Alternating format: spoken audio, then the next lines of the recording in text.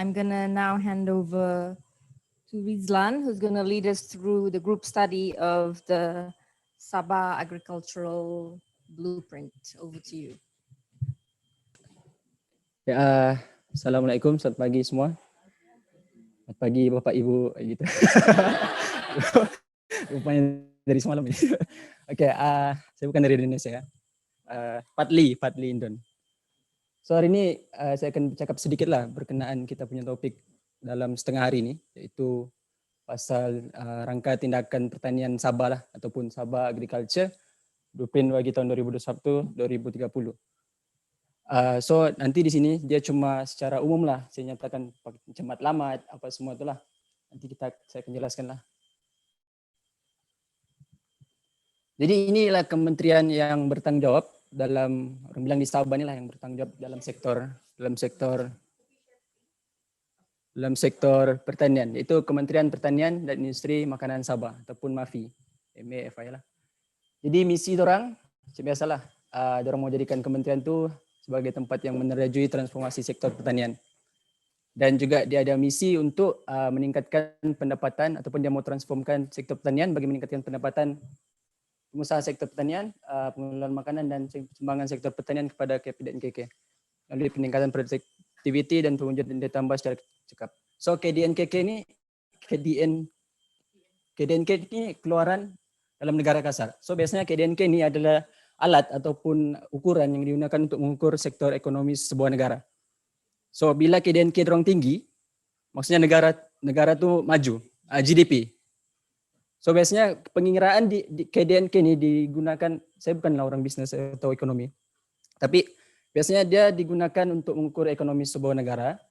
Dia dikira macam dia tambah perbelanjaan pengguna kita, perbelanjaan pelaburan yang melabur, kita yang melabur di mana, lepas itu perbelanjaan kerajaan, dan juga tambah dengan ekspor, apa yang kita ekspor keluar.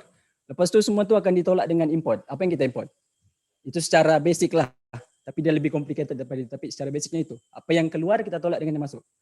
So kita dapatlah kita punya KDNK di situ. Keluaran dalam negara kasar. Jadi Sabah Agriculture Blueprint 2021-2030 ini secara ringkas dia punya penerangan lah.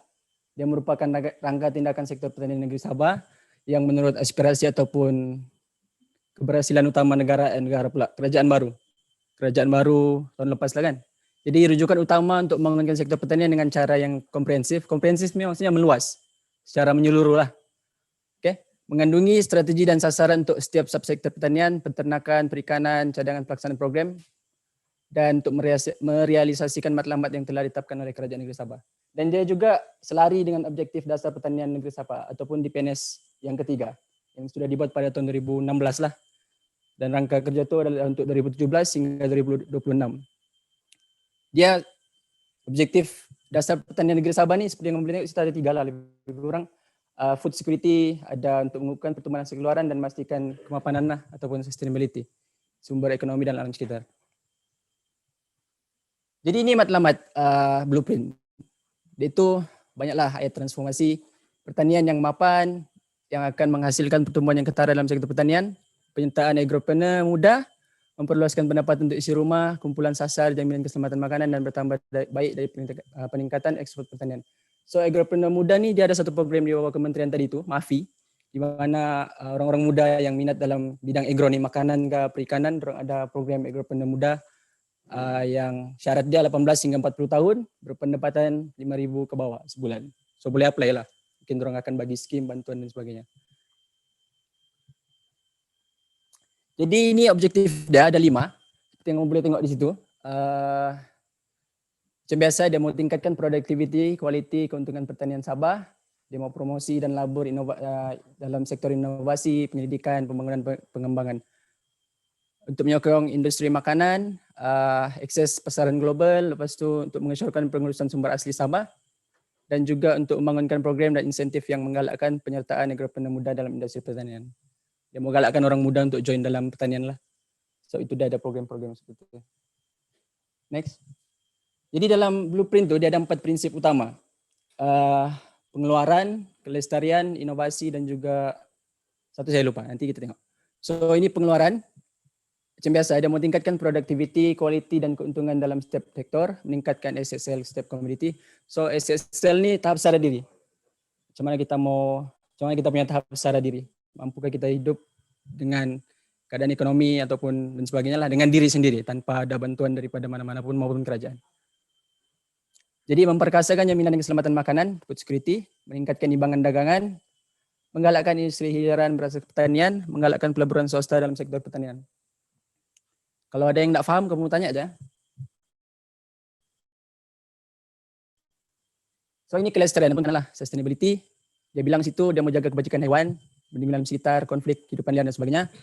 Kawasan tadaan air, melindungi kepentingan kumpulan sasar, membangun menaik taraf penyelenggara kemudahan infrastruktur, menambah kawasan yang produktif dan melindungi kawasan sedia ada dan mengurus penyelenggara, pengkalan data pertanian. Maksudnya data lah, dorang mau kukuhkan lagi dorang punya penyimpanan data mengenai sektor-sektor pertanian. So inovasi, dia mau kenalkan teknologi pertanian hijau dan moden. Dia mau branding Sabah ni sebagai peneraju hasil pertanian yang selamat dan berkualiti tinggi lah. Dan dia mau eksploitasi peluang agro pelancongan. Seperti yang kita tahu Sabah ni terkenal dengan aktiviti pelancongan dimanapun. Tak kira di Ranau kah, di Kedingau kah, semua ada tempat. Even di Tawau pun ada tempat pelancongan. Semua daerah di Sabah ni boleh dikatakan ada tempat-tempat yang menarik untuk dipergi lah. Dan dia juga meningkatkan pembiayaan dalam penyelidikan dan pembangunan. R&D research lah.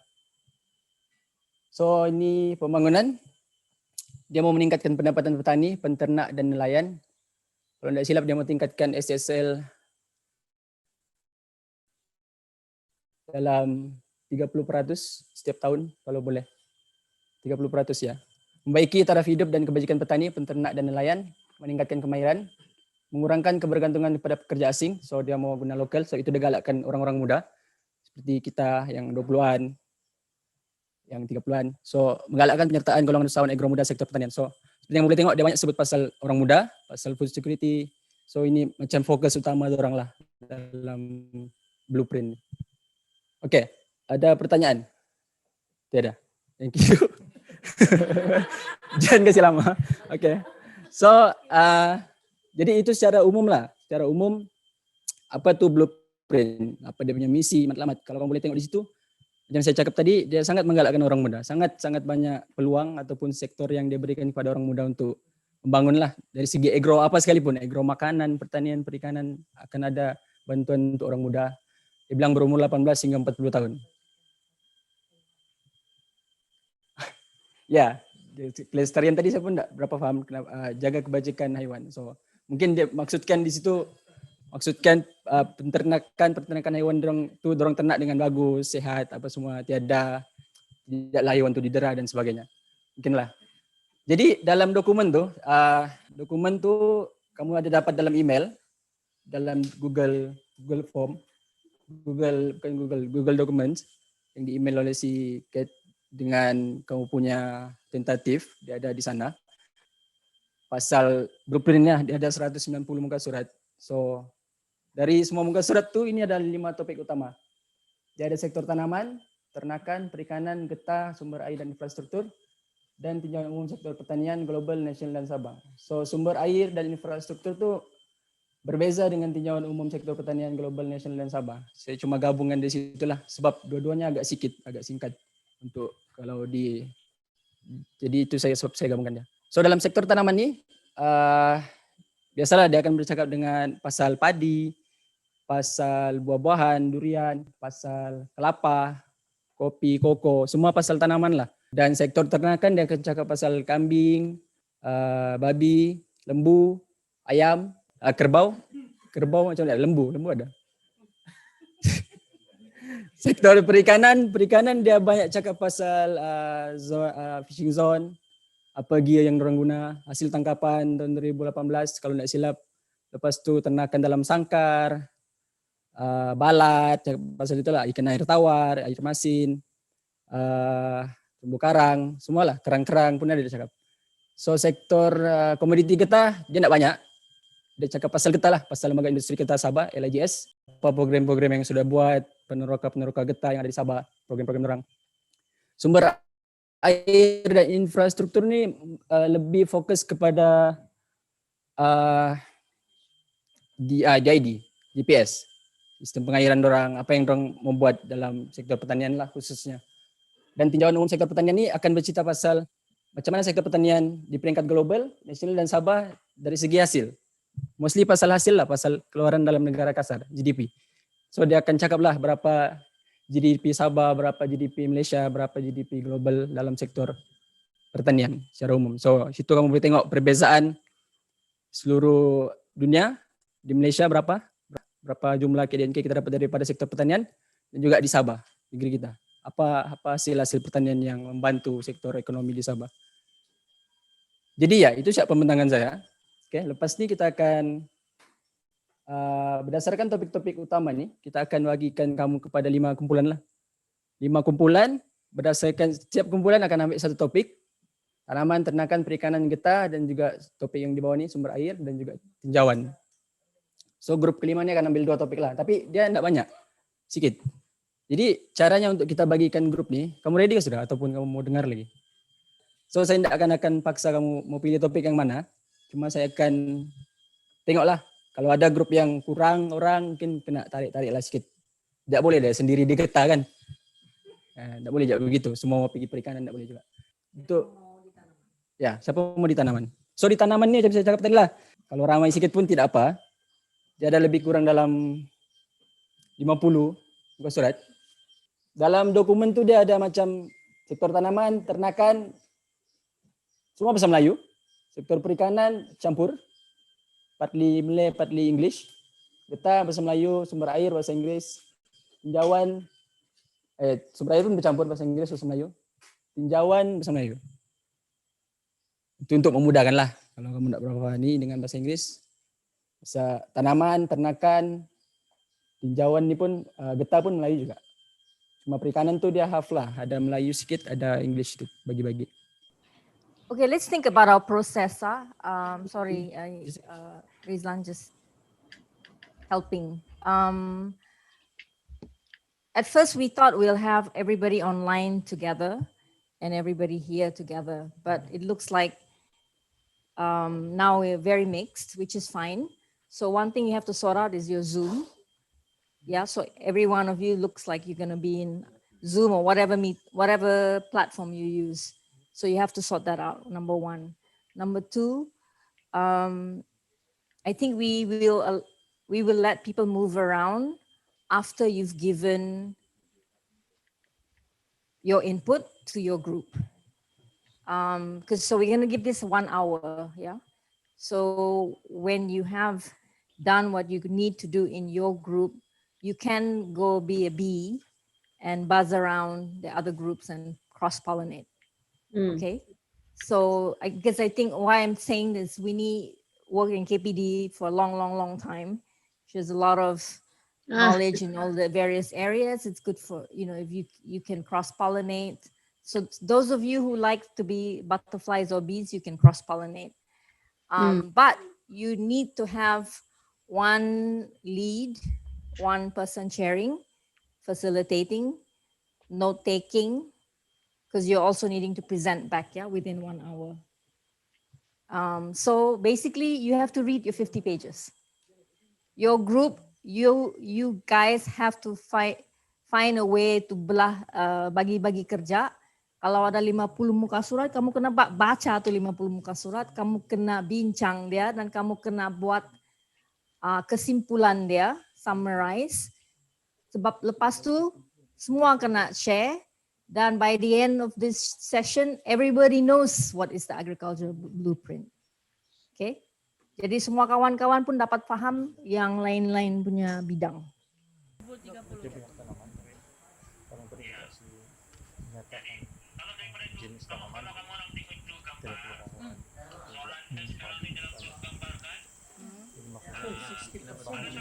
Oke, yang saya bentang ini adalah tanaman kekal pengeluaran makanan ataupun singkatan dia TKPM. Oke, jadi ini pendahuluan dia lah sebelum saya masuk di Nina Tanaman Padi. Jadi ini untuk mengekalkan dan meningkatkan pengeluaran hasil proyek TKPM ini dengan penglibatan aktif para usahawan dan sektor swasta. Jadi di sini ada 4 program, yaitu program penyelenggaraan di 8 lokasi seperti di Tawau, Sungai Koya, Putatan, Mesilau, di Kundasang. Jadi di Sadul, di Ranau, Segama, Lahadatu, Nabawan, Sepulut, dan program dia juga ada pengembangan seperti pemindahan teknologi lah dan memberikan mereka MyGap. Jadi ada juga pembinaan pusat penyimpanan dan pengendalian hasil yang mana ada 2 unit. Jadi ada juga pemberian insentif tanaman macam bajak dan untuk merawat tanah lah. TKPM ini juga mewujud dengan kawasan zon pengeluaran makanan kekal bagi membantu meningkatkan pengeluaran makanan dalam negeri yang berterusan dan ada quality. Jadi ini pun ada program dia. Jadi ada juga pengukuran dan penandaan sempadan macam di Kalabakan, di kawasan Tawau, dan juga program kajian dan penyiasatan tanah dan topografi. Jadi ini belum dilaksanakan, dia orang melaksanakan pada 2023 hingga 2024. Kalau kita tengok dalam tanaman padi, dalam hasil penyelidikan yang mana dari 2016 sampai 2018 berlaku peningkatan dari keluasan dan juga pengusaha, yang mana pada tahun 2016 28.154 hektar keluasan dia, dengan pengusaha dia 24.563 peserta. Tapi 2018 dia naik lagi kepada 30.360 hektar. Jadi ada juga program peningkatan pengeluaran hasil padi, yaitu 2 kali setahun. Jadi ada benih juga, benih HYV di keluasan 72.000 hektar. Jadi program dia seterusnya meningkatkan amalan mekanisme dan otomasi. Jadi ada juga pengembangan, pemberian insentif dan pemilik tanah sawah. Jadi macam bagi bajala semua, bagi bantuan. Seterusnya, saya masih dalam sektor tanaman, dalam TKPM, sayur-sayuran, jagung bijian, dan juga kopi. Dan saya sentuh dalam bagian sayur-sayuran. Tanaman sayur-sayuran ini dia ada 2 tempat tanam lah, 1 tanah tinggi dan 1 tanah rendah. Dalam program tanaman sayur-sayuran ini dia ada penyelidikan dan pembangunan, pengembangan, pembangunan tanaman, dan juga pemprosesan hasil pertanian. Sasaran dia dari 1.374 hektar, dia punya sasaran untuk 2030, yaitu seluas 5.000 hektar. Dan sayur-sayuran ini disebabkan ramai permintaan dan juga import sayur-sayuran makin meningkat, maka penerapan amalan pertanian baik diperkenalkan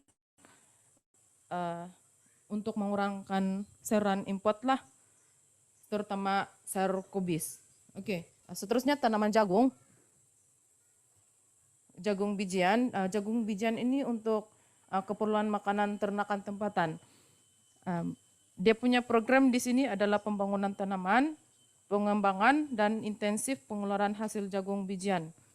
Sasaran dia sekarang dan tahun-tahun sebelum dianggarkan tahun 2030 mencapai sasaran sampai 880 hektar lah.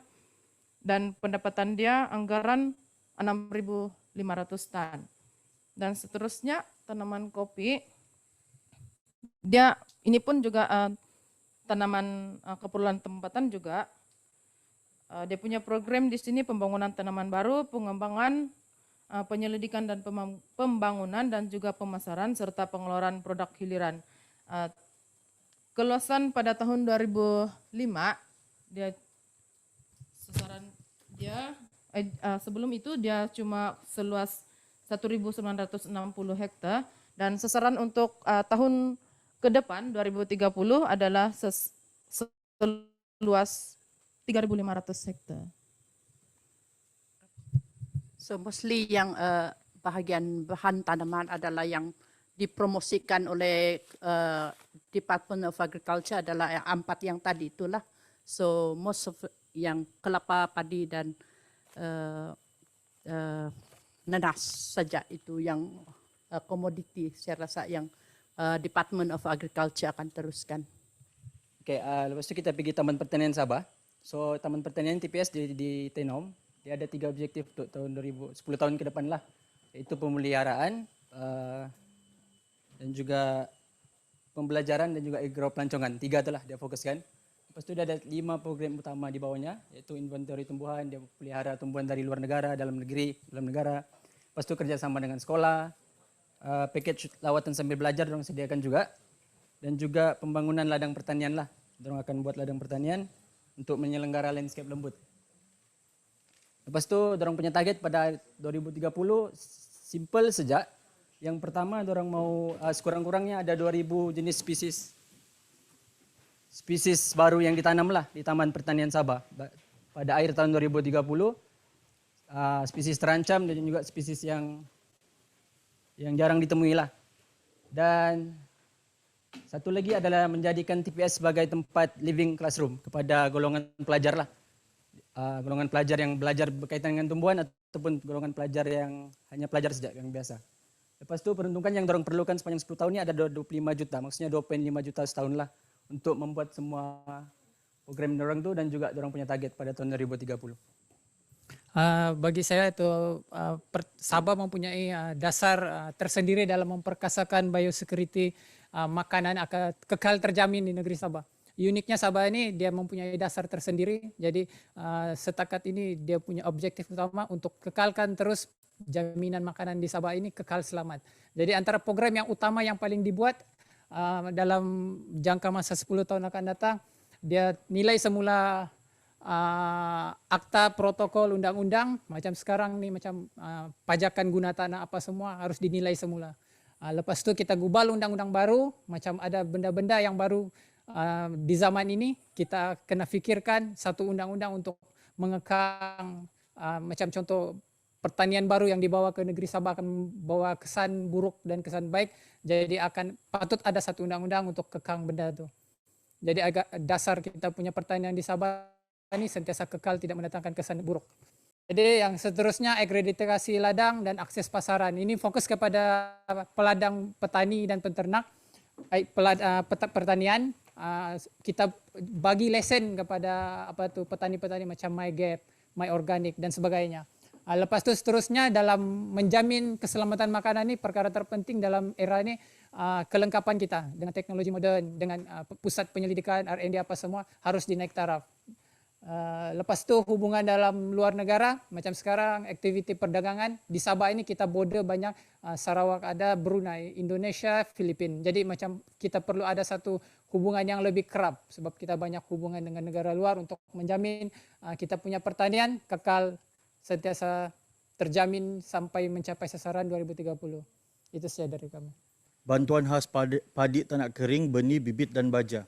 Ini sangat jelas. Bantuan khas padi tanak kering ini dia ditujukan kepada padi bukit, padi huma, di mana dia ada 3 objektif. Objektif yang pertama adalah mengurangkan kos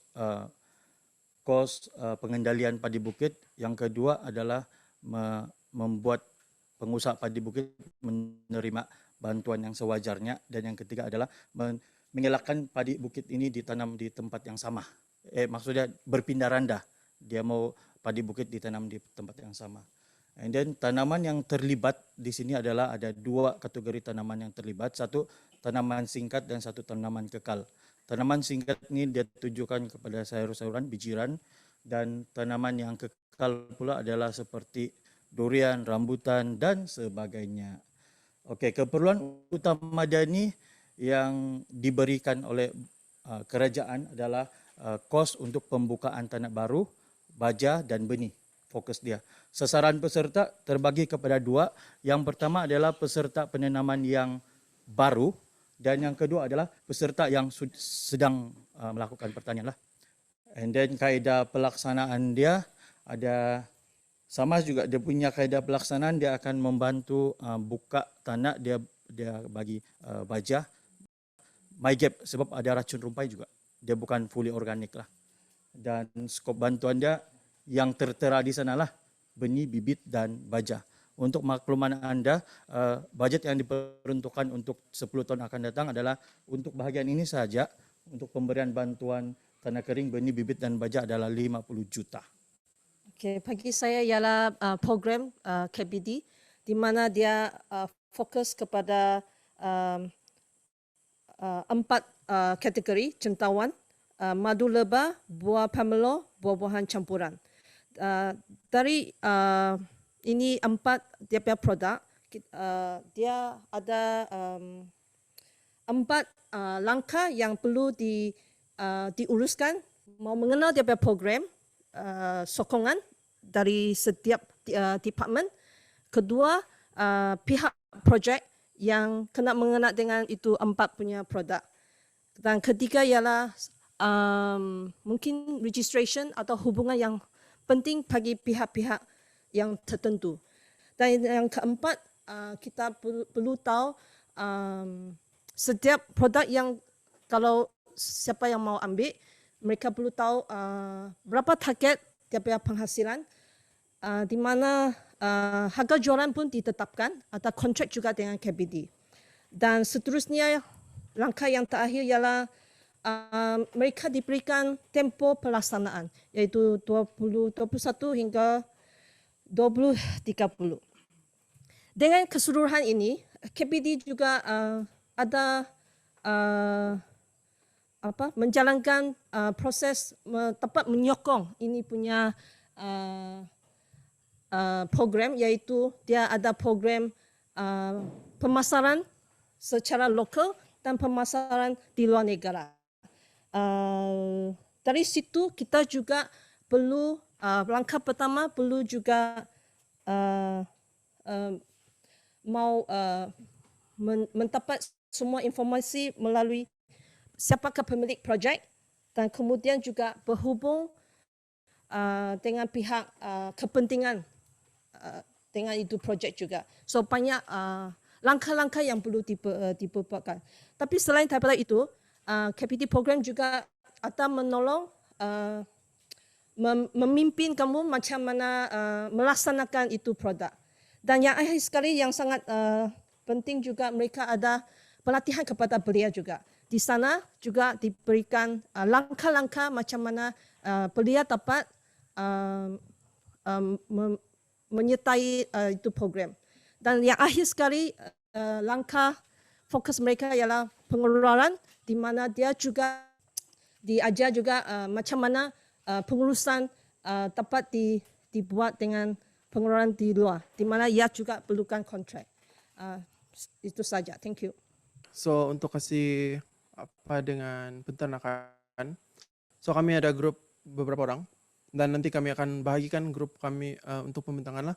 So untuk ternakan kami kasih bahagi dia kepada beberapa yaitu tenusu untuk susu, and then daging ada 2 jenis daging, satu halal satu tidak halal, and then tentang penyakit dalam ternakan, perlesenan untuk ternakan, dan juga pengeluaran dan pemasaran. Okay, so for the next one I will go over to Cheryl. Saya akan present bahagian tenusu Sabah. Okey, ini status terkini unjuran populasi lembu tenusu. The target is 100,000 by 2030 lah. 2030. Next. Objektif proyek ini adalah untuk meningkatkan pengeluaran susu dan daging dalam negeri Sabah dan untuk menjadikan negeri Sabah sebagai pengeluar utama susu dan daging di Malaysia. Program sokongan adalah khidmat latihan dan nasihat teknikal peserta, khidmat veterinary dan artificial insemination, perolehan bakat ternakan, khidmat pengumpulan dan pemasaran susu, AMK, pemakanan, QAP, Quality Assurance Process. Pihak-pihak yang berkepentingan adalah DBS Sabah, Kilang Susu, Kementerian Pertanian dan Industri Makanan, yaitu MAFI. Next. Dan tempo pelaksanaan adalah dari tahun 2021 hingga 2030. Next. Jadi sekarang model pelaksanaan perniagaan adalah untuk mendapat kerjasama daripada 5 peternak atau syarikat komersial dalam membiak baka 10,000 ekor baka lembu tenusu di pusat ternakan ruminan Keningau. Dan juga membangun peternak baru yaitu 200 orang dan naik taraf 100 buah ladang tenusu sedia ada kepada 200 ekor setiap ladang pada tahun 2030. Okay, so now is daging halal.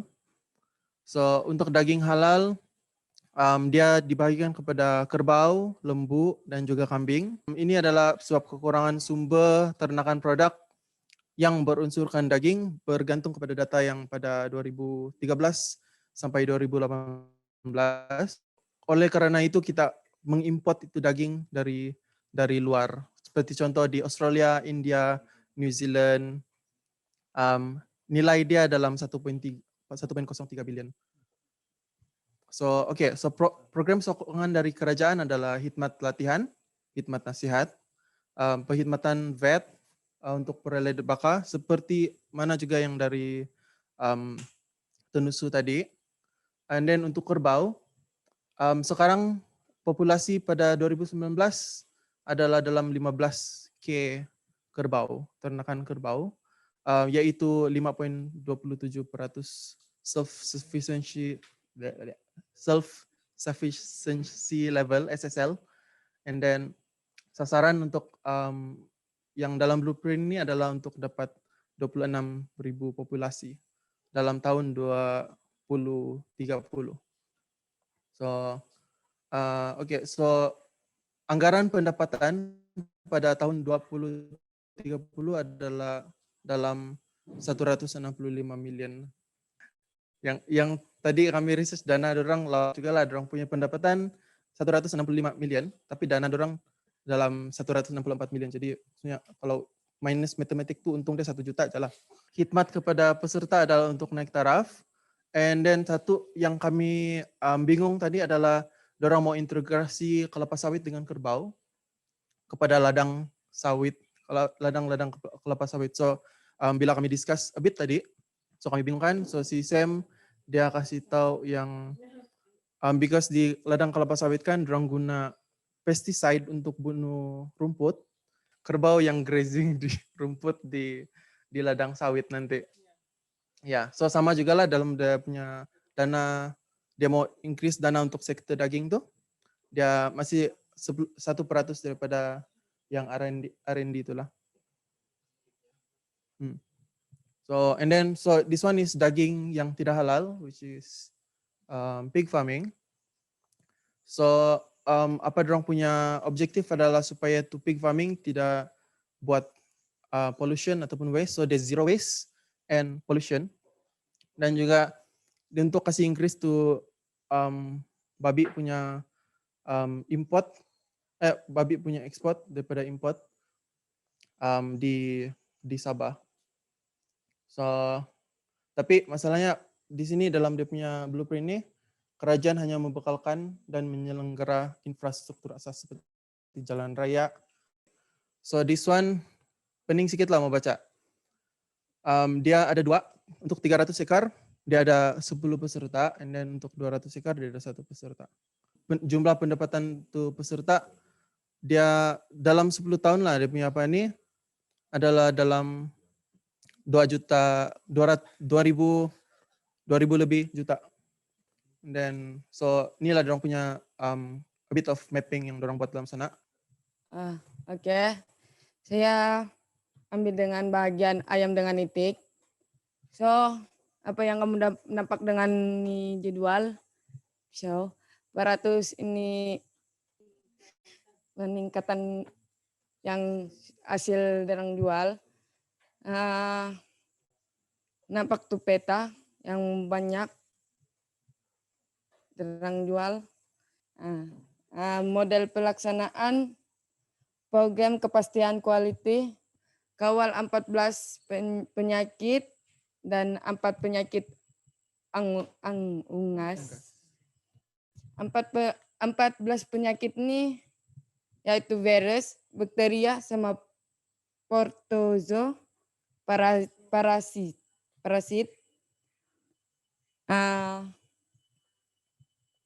Itu yang virus itu sampar ayam, sel sama burung, sama gumboron dan pok. Sini adalah dia punya sedikit dia punya table yang kena bagi dalam sana untuk dia punya dalam 2019 berapa dorang punya populasi, and then pada 2030 berapa dia punya anggaran populasi untuk peningkatan. Itu dorang punya target. So, oke, untuk kawalan diagnostik dan ternakan. So, untuk yang dalam sektor ternakan ini juga, vet ada memberi hikmat teknikal dan seliaan, penguatkuasaan, persimpulan. So, saya akan bentangkan tentang perlesenan, pasal pengeluaran dan juga pemasaran lah. Inisiatif ini diberikan daripada Jabatan Perkhidmatan Veterinar Sabah atau dikenali sebagai DVS. Dorang punya project nih nama dia 7.2 Program Persijilan dan Perlesenan. Dia basically merangkumi QAP, yaitu Quality Assurance Procedure. Ya, so dia punya objektif adalah DVS ini menggalakkan permohonan persijilan untuk meningkatkan persijilan QAP seperti MyGap, SCEP, GVHP, VHM, dan juga lain-lain lah. Dan sebanyak 10% setahun bagi menggalakkan daya saing dan juga ekspor peternakan. Objektif kedua yaitu meningkatkan biosecurity serta pengurusan sisa di ladang ternakan dan premis pemprosesan produk hewan. Dan juga diberi sebanyak Rp10.000 untuk pensijilan VHM dan juga MyGap lah. MyGap ini saya akan terangkan dengan lebih lanjut di slide seterusnya. Jadi saya akan explain kebaikan MyGap lah. Jadi untuk quality sarang burung, dorang mendapati ada peningkatan quality sarang burung lah lepas ada penambahbaikan dalam sistem pengeluaran hasil daripada mengambil MyGap tuh. Dan di sebelah ini dia peternakan kambing. Jadi ini MyGap sangat membantu mereka untuk menjadi asas kepada pembangunan industri peternakan dan memudahkan urus niaga dan membantu membangunkan pengusaha kecil di Malaysia. Terima kasih. Hello everyone. Jadi sebagai mukadimah, saya akan terangkanlah secara ringkas kenapa sektor perikanan ini penting kepada rangkaian ekonomi di Malaysia, terutamanya negeri Sabah, dan kenapa dia masuk dalam blueprint tersebut. Jadi secara ringkas, sektor perikanan adalah salah satu sektor ekonomi yang besar sumbangannya kepada KDNK Sabah. Apatah lagi apabila sektor tersebut mampu mengaut dalam nilai 1 bilion dalam setahun dan saban hari meningkat setiap tahun. Di dalam konteks Sabah pula, SSL ataupun self-sufficient level, ia telah meningkat sebanyak 100%. Ini bermakna bahawa Sabah akan terus kekal sebagai pengeksport hasil perikanan di Malaysia dan menunjukkan satu impak yang positif di dalam julat sekitar 400 ke 500 juta. Dan apa yang kami dapati daripada pendekatan yang akan diambil oleh di dalam blueprint ini adalah salah satu, mereka tidak menyebutkan tentang nelayan berskala kecil, kecuali nelayan dalam kumpulan B40. Dan yang kedua, mereka ingin memperkenalkan spesies asing yang berpotensi untuk jadi invasif di sini. Dan dalam gambar di sebelah itu kita nampak spesies-spesies semua nih, yang spesies ikan air tawar yang diternak di sini. Dua daripadanya adalah bukan tempatan di sini, yaitu tilapia yang kita sudah sedia maklum, dan yang mereka mau memperkenalkan adalah ikan crayfish. So masih lagi approach, dia punya approach untuk biosecurity dalam perikanan mainly fokus kepada big corporation dan yang already established di tempat di negeri Sabah ni lah. Like for example for shrimp farming, so they introduce the shrimp farming that they want to yang dia orang mau memperkasakan adalah seperti di sini yang dinyatakan di situ, termasuk juga dengan di Pitas. So kalau kita pernah dengar pasal shrimp farming di Pitas, banyak masalah yang timbul berkaitan dengan shrimp farming tersebut lah. And then the next one is diorang sudah identify potential area untuk melaksanakan projek pembangunan perikanan biosecurity. And then diorang juga menggunakan new law and also the law yang sudah ada lah. And then diorang tidak terlampau fokus kepada tempat di Sabah. Contohnya seperti kawasan yang diorang petakan ini adalah kawasan untuk menangkap ikan, tapi diorang tidak spesifikkan. Berdasarkan itulah. Zoning system tidak spesifik. Seterusnya si Phoebe. Hi. Jadi daripada approach yang kita dengar tadi, kami punya tim juga ada compare approach yang akan dijalankan di bawah sektor perikanan ini dengan objektif yang dikatakan dalam blueprint ni lah. Jadi dorang banyak sentuh pasal pengeluaran, pasal inovasi, pasal kelestarian, sustainability, dan juga macam membangunkan community macam tu.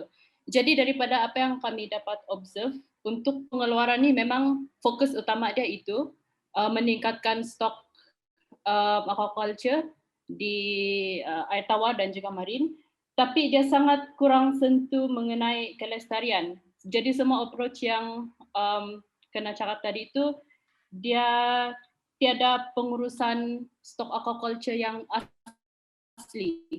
Dia semua macam yang dikatakan tadi lah. Jadi itu kurang, dan juga orang kurang memberi sokongan kepada community. Bantuan dia lebih fokus kepada orang secara individu, tapi tiada yang mungkin macam bekerja sama dengan community macam tu.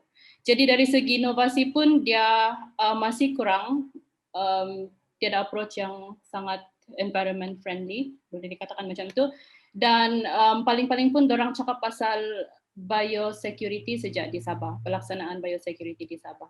Jadi itu yang kami dapat observe daripada pelaksanaan atau approach sektor perikanan inilah. Itu sejak. Thank you Phoebe. Dalam diorang punya sektor perikanan ada juga yang benda yang bagus lah sebenarnya. Macam diorang mau ambil langkah untuk conserve populasi ketam. Tapi yang lain tidak, ketam saja diorang mau buat. So diorang mau majukan sektor perikanan tapi dalam masa yang sama dengan cara yang lebih sustainable, tapi bila kita tengok dia punya plan, ketam saja yang diorang akan buat, tapi yang lain tiada lah. Jadi sebab, dan satu lagi yang kami nampak, kebanyakan fokus ni aquaculture semua. Semua yang penternakan, tiada usaha untuk melindungi spesies yang ataupun yang hasil perikanan yang semula jadilah. Macam banyak orang kampung nelayan kecil tangkap udang di laut tapi tidak laku sebab semua restoran beli udang yang kena ternak dan sebagainya. Lepas itu plan tidak berapa jelas, dia tidak sebut langsung pun pasal antara kekuatan di Sabah ini, yaitu inisiatif Tagal. Macam mana pula 10-20 tahun akan datang, apa yang dorong akan buat mengenai Tagal. Dia tidak sebut dengan jelas dalam itu blueprint lah. Dan satu lagi yang jadi concern tuh, ada banyak tempat-tempat yang memerlukan sokongan daripada kerajaan, tapi tidak termasuk dalam itu blueprint. Contohnya macam Pulau Banggi. Pulau Banggi salah satu tempat pengeluar siwit yang terbesar lah. Tapi ada juga disebut pasal dia orang mau start downstreaming ini industri siwit, sebab di Sabah kita sangat ketinggalan dari segi downstreaming. Kalau di Semenanjung atau di Indonesia atau di rantau Asia Tenggara, produk-produk berasaskan siwit ini sangat luas, banyak betul yang boleh dibuat, tapi Sabah ketinggalan. Jadi itu dia orang mau buat, itu bagus juga. Penternakan udang ini jadi kebimbangan lah, sebab dia orang mau tingkatkan pengeluaran 3 kali ganda lebih banyak berbanding sekarang. Jadi bayangkan berapa banyak lagi kawasan bakau kita yang akan dikasih rata lah untuk proyek ini. Jadi itu adalah satu concern. Dan satu lagi yang kami dapati bahwa kerajaan ini dia macam mau tidak mau sejak mengharamkan aktiviti pukat tunda. Kalau ikut dasar ataupun rancangan kerajaan Malaysia, tahun ini sepatutnya pukat tunda sudah completely phase out. Diorang cakap 10 tahun lalu diorang mau buat ini. Sekarang tapi di Sabah pula, nantilah tahun 2024 lah baru kita phase out itu trawlers. Jadi tahulah kenapa kan, sebab tapi negara lain semua sudah phase out itu, sudah mengharamkan pukat tunda. Indonesia tiada pukat tunda, banyak orang kampung, banyak nelayan dapat manfaat dia. Tiba-tiba kawasan pantai, kawasan kuala, kawasan persisiran laut kita, dia mulai hidup balik sebab tiada sudah pukat tunda. Ada banyak lagi betul benda yang lain di dalam itu, tapi kami tidak sempat lah, dan mungkin boleh buat studi dengan lebih komprehensif lah.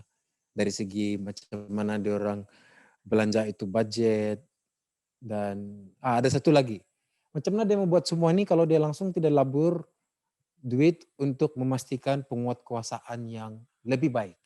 Sebab penguatkuasaan selalu menjadi isu di negeri Sabah. Tidak cukup staff, tidak bot kami rusak, tidak pegawai di lapangan. Dan itu sajalah. Oke, saya dari kami, inilah hasil yang kami dapat dari apa yang kami bincang sebentar tadi, dan ini juga antara yang kami nampak di dalam blueprint Sabah Agriculture dari segi community getah. Oke, pengenalan ialah itu lembaga industri getah itu LIGS adalah satu badan berkanun di bawah Kementerian Pertanian dan Industri Makanan. Oke, LIGS ditubuhkan pada tahun 1950 dan dikenali sebagai Lembaga Tabung Getah Sabah. Dulu ini LIGS karena panggil Lembaga Tabung Getah Sabah, tapi dia tukar nama sudah pergi LIGS. Oke, next. Oke, dia punya visi ialah industri getah yang modern, berdaya maju dan dinamik. Ini dorang punya visi. Ya, membangun industri getah secara bersepadu melalui sektor pekebun kecil yang efisien. Ini yang pertama dorang punya misi. And then yang seterusnya adalah meningkatkan pengeluaran, dan yang seterusnya memperbagaikan industri hiliran yang mampu berdaya saing maju di pasaran global. Ini macam itu, bila itu getah sudah tua, kan dia tidak boleh sudah ditoreh, orang akan mencari cara lain supaya itu pokok getah tidak sia-sia. Jadi orang buat produk industri hiliran untuk macam buat perabot, begitu. Itulah dia punya makna industri hiliran. Fungsi LIGS ialah mewujudkan pendapatan tetap perorangan getah, meningkatkan produktiviti, mempergiatkan proses pemindahan teknologi baru, menyediakan kemudahan pembelian, pemrosesan, dan pemasaran. Mewujudkan pendapatan tetap adalah kalau sebelum ini kan ini pekebun kecil getah, dorang suka-suka saja, dorang tidak guide untuk macam mana mengurus dorang punya kebun kecil getah. Tapi di dalam perancangan 2021 sampai 2030 dorang ada inisiatif lah untuk guide ini penari getah supaya dorang ada di landasan yang betul. Seterusnya dorang mempergiatkan proses pemindahan teknologi baru. Oke, sebelum ini kan dorang main tanam saja itu getah, tapi dorang tidak tahu itu bibit getah tuh dari bibit yang berkualiti atau tidak. Jadi sekarang dorang ada buat research untuk bagi kepada orang kampung dan penanam getah yang bibit yang berkualiti. Menyediakan kemudahan pembelian, pemprosesan, dan pemasaran. Oke, macam di kampung-kampung sangat susah untuk dapat di mana mau jual. Kau kena jalan jauh baru kau dapat jual kau punya getah. Jadi di dalam dorang punya rancangan nanti, dorang mau sediakan satu daerah itu satu tempat untuk penjualan getah. Jadi untuk memudahkan orang kampung untuk hantar hasil dorang lah. Oke, seterusnya menggalakkan pertumbuhan industri hiliran yang berasaskan getah dan kayu getah. Yang saya cakap tadi lah, dorang gunakan kalau kayu getah tuh sudah expired, dorang mau buang sudah DP batang, dorang buat satu tempat memproses untuk menghasilkan produk daripada kayu getah. Dan seterusnya dalam mengawal seliak kegiatan industri getah di Sabah, perlesenan dan penguatkuasaan. Dorang ada inisiatif juga untuk membuat perlesenan dan mungkin dorang mau tambah staf-staf dorang untuk melaksanakan penguatkuasaan di dalam industri getah. Oke. Seterusnya, ini antara aktiviti LIGS, yaitu menanam tanaman baru getah, tanaman semula getah, proyek mini estate sejahtera, skim penempatan getah, proyek ladang di Kanibongan, ladang getah, ladang sawit tulit, pemprosesan getah di kilang LIGS, dan pengeksportan getah, pelesenan dan penguatkuasaan. Ini dorang punya jangkaan aktiviti lah.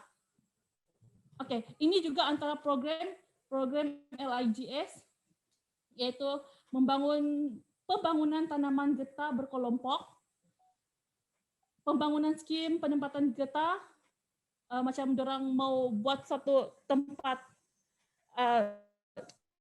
macam kampung ini macam dorang mau buka semua untuk getah saja, untuk meningkatkan lagi itu sesuatu kampung itu punya mata pendapatan lah. Pelan pemasaran getah. Oke, kalau macam sebelum ini yang secap tadi kan susah mau dapat macam mana mau pasar dong punya getah, dan dorang ada inisiatif untuk tambah lagi di mana untuk menjual. Oke. Aktiviti tambahan, dorang juga akan berkongsi kejayaan pekebun getah. Sebab sebelum ini kan kita nampak kalau pekebun getah ini macam low betul bah orang kau kerja apa? Penuri getah. Jadi orang begitu saja. Jadi dorang mau kongsi kisah kejayaan pekebun getah supaya orang lain pun terinspirasi dengan ini program. Seterusnya adalah kisah kejayaan peserta. Sama aja ini. Ini kisah kejayaan dan pekebun dan ini peserta. Oke, yang seterusnya saya serahkan kepada kawan kami di online, si Andrew. Oke. Daripada program-program ini yang terdiri kepada 3, pembangunan, pemasaran, dan aktiviti tambahan. Kalau kita lihat daripada gambar-gambar yang ada, kalau kita ikut itu arah jam, inilah aktiviti yang ada dalam blueprint ini, di mana mereka juga akan memberi peluang kepada masyarakat Sabah khasnya untuk mendapatkan meningkatkan kehidupan mereka. Dan yang paling ujung itu kita tengok itu kisah kejayaan, di mana yang salah satu peserta itu dulu rumah dia rumah kayu, sekarang sudah rumah batu dan juga ada kendaraan dia sendiri. Sekian saja untuk hari ini. Jadi kumpulan kami adalah mengenai sumber air dan infrastruktur. Air adalah kehidupan. Kita tahu kita perlu air bila kita haus, baru kita rasa, oh saya mau air. Bila kita mau pitandas, oh mau air. Bila kita mau tanam makanan, oh perlu air. Bila kita mau ternak, perlu air. Jadi ini semua kan yang bertanggung jawab untuk menyalurkan supply air yang bagus dan sistematik dan berterusan hingga ke ratus-ratus tahun yang akan datang adalah JPS, Jabatan Pengairan dan Saliran di Sabah. Jadi di bawah blueprint ini yang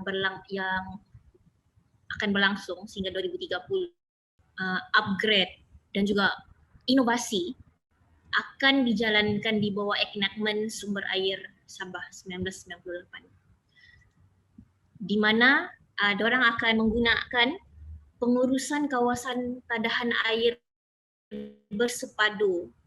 Ini ada satu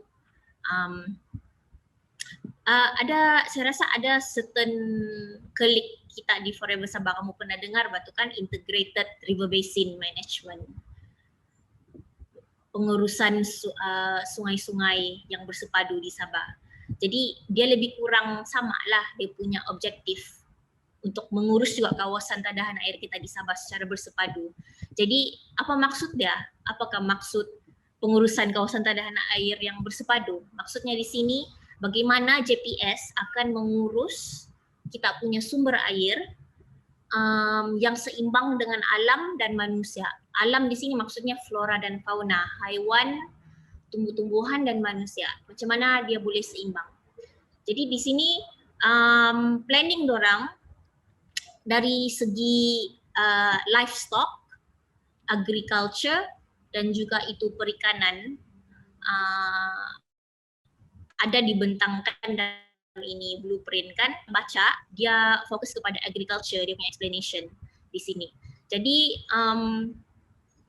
dorang punya objektif kan dalam ini, maintain, upgrade, expand, semua ini kan dorang punya objektif adalah untuk meningkatkan daya tahan kita terhadap banjir. Dan banjir ini yang seperti semua kita tahu datang daripada perubahan iklim. Jadi dia agak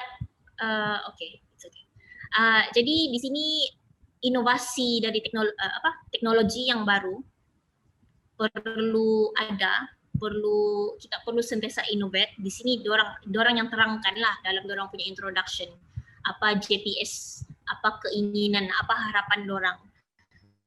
So dorang mau buat inovasi teknologi baru. Dorang mau kita lebih berdaya tahan kepada banjir.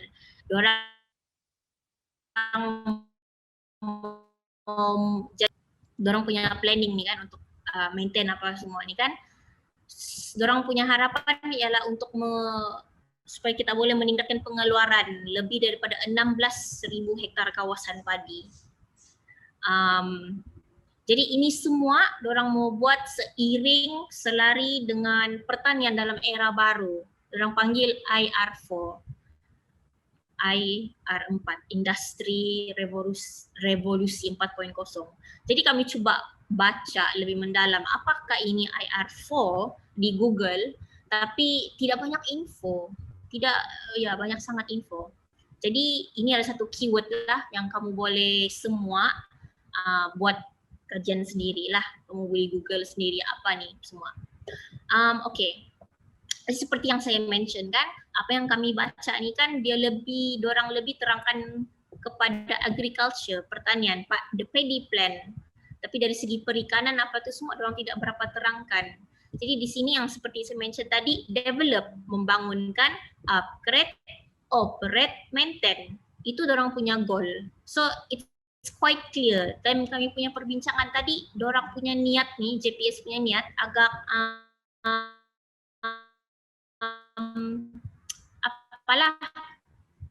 clear dari segi dorang mau develop, upgrade, operate, maintain itu kan. Tapi dari segi detail,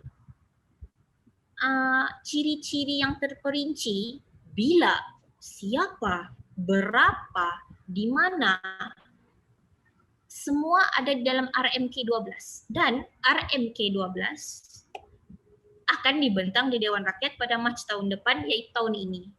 Jadi detail itu belum ada. Alright. So yang saya mention tadi, resilience, daya tahan, untuk supply air kepada farmerlands, kepada petani-petani, kepada institusi-institusi yang perlu air. Okay, alright. Okay, so ini dia punya table tadi yang kami yang ada dalam itu blueprint. So saya percaya semua orang sudah baca kan. Jadi saya akan explain sejak keyword-keyword penting. So yang kamu nampak kena highlight ni kan, develop, upgrade, operate, maintain. So saya balik-balik ulang kan, sebab itu yang balik-balik kena ulang juga di dalam ini blueprint. You see. So dorang punya plan ni kan, to reduce crop the proper water, adequate water, to make our current system of drainage and irrigation is in optimum condition. It's functional, and then all of the industry have good access. You see, so that's the main point lah. So point number 2 dalam ini blueprint kan adalah tentang orang punya niat untuk cari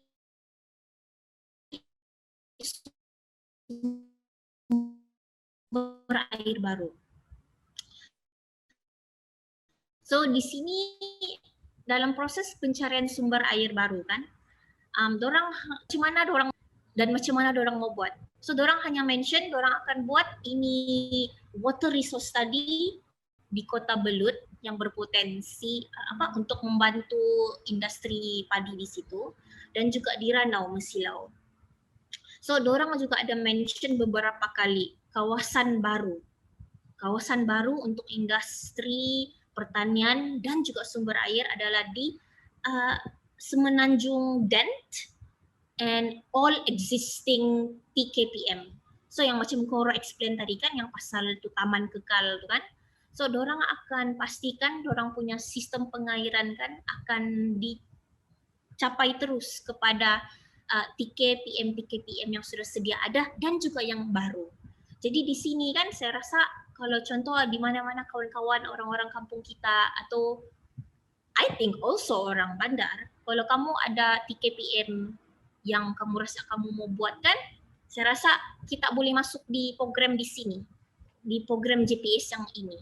Sebab dorang memang dalam dorang punya planning dalam masa 9 tahun ini. Okay? So there's a feasibility study for the Paimaitan Dam in Kota Marudu, feasibility study for groundwater sources. So all of this dia punya detail dalam RMK 12 dan 13 yang kami tidak tahu apa. Jadi itu saja yang saya boleh sebagai wakil kumpulan kami yang saya boleh explain tentang isi-isi penting yang kena mention beberapa kali berulang kali di blueprint ni lah. And then of course dalam semua projek pun kita mau pastikan impact pembangunan tu diminimize sebaik mungkin lah, yang kamu boleh nampak di slide 8. They want to make sure that they want to minimize the impact. Diorang mau pastikan impact pembangunan tu tidak teruk, tiada kesan negatif di antara di antara sektor. Maksudnya di antara sektor dari segi pertanian, perikanan dan juga livestock. Dorang mau kurangkan itu friction, dorang mau kurangkan itu negative impact di antara ini apa. Macam mana dorang mau yeah, that's it. Kalau ahli-ahli grup saya yang lain mau tambah, silakan. Is this the area? Can you look at go up a little bit so we can see the whole page? Okay. I mean, I think that's interesting, the forest reserves versus agricultural land. So we're 5th in terms of contribution to the country. Is that right? What doesn't make sense? GDP. Neville said, why, if we're the 5th contributor to the country's GDP. Why are we among the poorest? So sector pertanian for the country, you see there Sarawak 16.5, Sabah 15.8, Johor 15.7, Pahang 12 point something, Perak 10.9, Lain-Lain 29. Oh, but I thought Kedah was high with rice, no? Bukankah? Yeah, kelapa sawit is under federal, under MPOB. So sometime in, I don't know when, what year, a decade, maybe it was the 80s, sometime in the 90s, maybe you know this, Andrew. We handed over sawit to the federal government via MPOB, Malaysian Palm Oil Board. And Department of Ag lost control of it. Yes, and also they introduced the cess. That's the Sabah tax to the palm oil. Yeah, but the problem is that even they introduced the cess, not all companies in Sabah are palm oil companies are registered in Sabah. They are registered in KL. So that's the reason why we can't get back the money back to Sabah. Can you say a little bit about the cess, Andrew? How Cess does it work? Cess is Maybe do dalam BM. Ini cess ialah tax kelapa sawit untuk Sabah.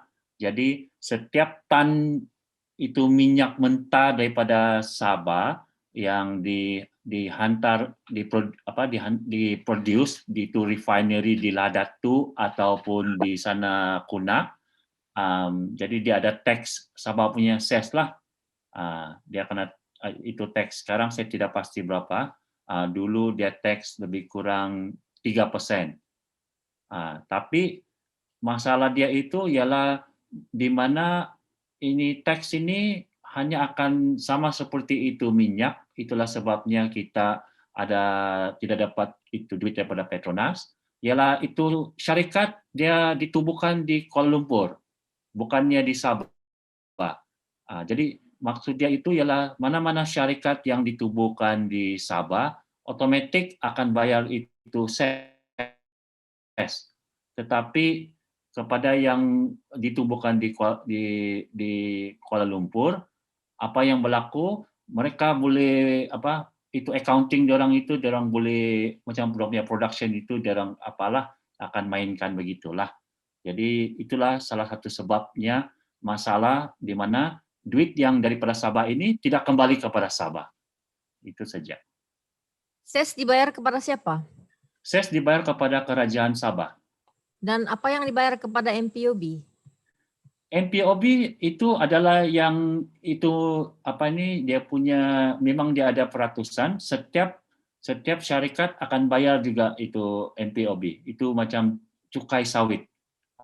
Itu kepada MPOB lah. MPOB yang dapatkan duit itulah. Dan cukai sawit ini sebenarnya mereka gunakan untuk sepatutnya untuk melatih dan juga untuk tujuan replanting kepada smallholder. Contohnya subsidi sebanyak RM17,000 sehektar kepada setiap hektar ladang-ladang kecil lah begitu. Okay, interesting. I think guys, kamu fikirlah tentang ni Sabah sebagai pengeluar yang besar, 10% daripada keluaran dunia, dan kita telah memindah itu power dia kepada MPOB, yaitu di bawah Kerajaan Persekutuan. Ya. Rasa was-was dengan ini statistik. Banyak statistik dia ini macam tidak represent situasi sebenar di Sabah. Dari segi lesen, ramai betul tiada lesen. Dari segi pekerjaan, ramai betul pekerja yang tiada status pekerjaan yang sah dan ada banyak lagi lah. So macam itu yang saya punya perasaan lah. Tidak tahu apa pendapat kau Andrew dan yang lain. Sorry. Contohnya macam nelayan kan.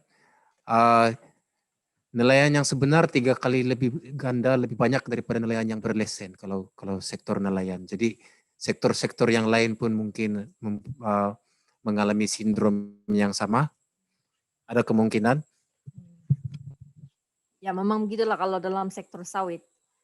Juga yang dia bilang smallholders ada cakaplah 30.000 di Sabah, tapi sebenarnya dia 2 kali ganda atau lebih dari itu. Kelapa sawit adalah penyumbang utama kepada KDNK. I mean even perhutanan dan pembalakan is only 5.6. I think Sabah produces something like 30% of the sawit, right, Andrew? Do you know what the figure is? Is it something like that for Malaysia? Yeah, more or less like that. Okay, go down. Cuma satu contoh terbaik yang saya boleh katakan ialah macam kilang-kilang refinery yang ada di Ladatu dan di Sandakan. Contoh senang sajalah, kita pergi kepada supermarket semua kan, hanya satu brand saja, baru ini salah satu projek saya dulu juga lah, tapi tidak menjadi. Kenapa itu sawit Kinabalu saja baru introduce itu best, minyak masak itu. Padahal yang lain-lain itu minyak itu semua dia daripada Johor, Pasir Gudang ataupun dari Kuantan Pahang. Jadi sangat itulah maksud saya itu tidak kembali kepada Sabah, di mana minyak kita daripada Ladatu itu dia keluar diekspor kepada luar negara. Tetapi untuk domestik itu minyak itu adalah kualiti untuk minyak masak. Jadi kenapa tidak digunakan? Jadi kita syukurlah sekarang ini sawit Kinabalu sama Benta Wawasan sudah buat dong punya minyak tempatan, sama saja minyak dia. Jadi itulah salah satu contoh lah. Dan harga dia juga lagi murah daripada minyak-minyak yang lain itu. You can see why a lot of land that was paddy land di convert kepada sawit land, kan? Cynthia, I just want to ask them go back to that yang the picture just now. Saya mau tanya semua. Ya, ilustrasi itu yang di bawah itu. Apakah sebab utama yang menyebabkan kebanyakan orang sekarang cenderung untuk tanam kelapa sawit? Yang lain-lain itu mereka sudah macam tidak mau tanam sudah. Apa sebab utama dia? Selain daripada faktor harga. Kamu orang tahu kah? Oke. Dia punya jawaban paling ringkas adalah dalam semua ini dia punya tenaga untuk menjaga paling kurang orang dan paling senang. Kalau macam itu kelapa sawit, kau cuma macam buat maintenance, kemudian kau ambil buah. Tetapi kalau macam yang lain-lain itu, dia memerlukan macam contoh kamu orang pergi itu tanam padi kan, banyak usaha diperlukan. Itulah salah satu faktor yang menyebabkan kebanyakan orang pergi tanam kelapa sawit sebab tidak memerlukan banyak tenaga. Itu yang saya mau highlight di sini. Kalau untuk yang infografik yang perikanan ini, kalau kamu tengok yang biru sama merah itu, kamu boleh nampak bahwa di mana itu tren sekarang, di mana kita sedang menuju. Contohnya macam Indonesia ataupun di negara-negara lain, kawasan pesisiran pantai bakau makin lama makin banyak yang kurang putung kasih rata untuk pembangunan penternakan ikan dalam sangkar. Itulah kau nampak dia meningkat sebanyak 6.7%. Kalau peternakan ikan air tawar kan, dia turun kan, kau nampak atau dia punya jumlah macam berapa saja itu, macam alang-alang kan, dia makin menurun sebab selalu ada macam kalau Semenanjung saya boleh cakap lah, kalau sini tidak pasti. Pencemaran sungai itu makin teruk, jadi macam rugi saja. Sama yang hasil tangkapan ikan tuh marine fish 7,5% tuh dia menurun, itu menunjukkan bahwa makin lama makin kurang lah hasil daripada laut, dan boleh nampak siapa yang ganti siapa, di mana yang lagi berbaloi orang labur duit kan. Jadi itu sajalah saya boleh kongsi. Since macam you said just now marine fish going down, is it because the ikan kurang or kurang orang?